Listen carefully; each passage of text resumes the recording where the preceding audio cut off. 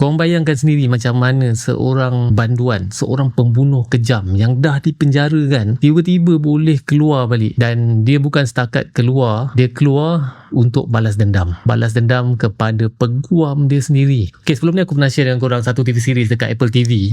Dia berdasarkan sebuah filem yang pernah keluar tahun 1992. Even sebelum tu pun pernah keluar juga, Cape Fear. Dan TV series ni ada 10 episod, ada keluar dekat Apple TV. Yang penting pelakon-pelakon dia semua padu. Ada Javier Bardem, ada Amy Adams, ada Patrick Wilson. Dan minggu ni akan keluar episod terakhir, episod ke-10 untuk TV series Cape Fear ni dekat Apple TV. Dan kepada korang yang dah layan, mungkin korang tahu macam mana psycho-nya si Javier Bardem ni. Korang patut appreciate lakonan Javier Bardem dan Amy Adams dalam cerita ni. Dan macam mana watak Max Cady dalam cerita ni digambarkan dengan cara yang lebih moden compared to cerita sebelum ni.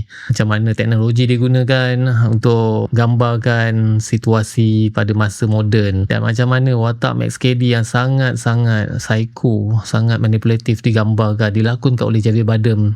Memang sangat-sangat hebat lah. Korang akan rasa takut bila tengok macam mana satu keluarga yang hidup mewah tapi ada bermacam-macam masalah.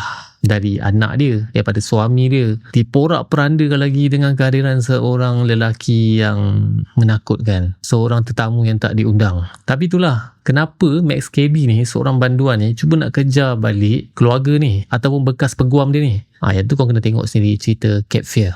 Dan minggu ni, Jumaat ni akan keluar episod terakhir, episod ke-10.